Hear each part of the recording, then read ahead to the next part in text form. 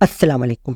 Isaac Newton जो कि एक साइंटिस्ट थे। इस वीडियो में आप इन्हीं से रिलेटेड कुछ फैक्ट जानोगे। आइजैक न्यूटन जब पैदा हुए थे तो इनका साइज इतना था कि एक क्वार्टर साइज के मग में फिट आ जाते थे। मतलब इनका साइज पैदा होते हुए काफी छोटा था और वो इसलिए क्योंकि इनकी प्री मेच्योर बर्थ थी। अब प्री मेच्योर बर्थ का मतलब ये होता है कि जो कि ऐसे बच्चे वक्त से पहले पैदा हो, इसको हम प्री मेच्योर बर्थ कहते हैं। और आइजैक न्यूटन की डेट ऑफ बर्थ थी December 25, 1642। आइजैक न्यूटन जो कि इनका नाम था, लेकिन इनके फादर का नाम भी आइजैक न्यूटन ही था और ये नाम जानबूझकर आइजैक न्यूटन को इनके फादर का ही नाम इनको दे दिया गया था। वो इसलिए क्योंकि आइजैक न्यूटन के पैदा होने से 3 महीने पहले इनकी फादर की डेथ हो गई थी और आइजैक न्यूटन के पैदा होने के 3 महीने बाद इनकी मदर की भी डेथ हो गई थी। आइजैक न्यूटन ने अपनी एज में 12 से 17 साल के दौरान किंग स्कूल ग्रैथम से तालीम हासिल की थी और इस वक्त इनको केमिस्ट्री में काफी दिलचस्पी हुआ करती थी।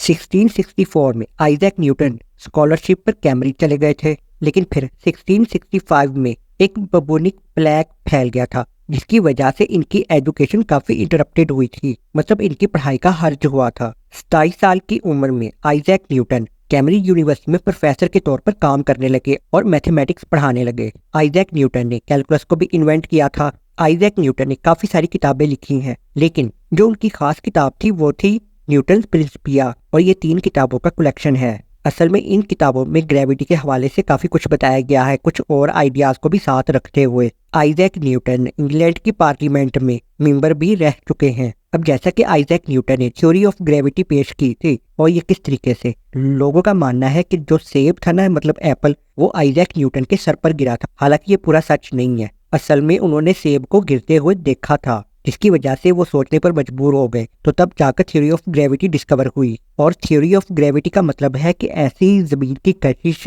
जो कि ऑब्जेक्ट्स मतलब चीजों को अपनी तरफ खींचती हो। अब आइजैक न्यूटन ने थ्योरी ऑफ ग्रेविटी तो पेश की थी, लेकिन 3 लॉज ऑफ मोशन भी इन्होंने ही डिस्कवर किए थे। और जो फर्स्ट लॉ था वो था इनर्शिया, और सेकंड लॉ था एक्सेलरेशन, और थर्ड लॉ ऑफ मोशन था every action has a reaction but opposite in direction. ये भी माना जाता है कि आइजैक न्यूटन को एस्पर्जर सिंड्रोम था। अब ये जो सिंड्रोम है ना, अभी के लिए यही समझ लो कि ये एक खास किस्म का डिसऑर्डर होता है जिसमें पुअर सोशल लाइफ होती है। आइजैक न्यूटन की जब डेथ हुई थी तो इनकी एज थी उस वक्त 84 और इनकी डेथ हुई थी 31 मार्च 1727 को। अगर वीडियो अच्छी लगी हो तो इसको लाइक कर सकते हो, चैनल को सब्सक्राइब कर सकते हो। अल्लाह हाफिज।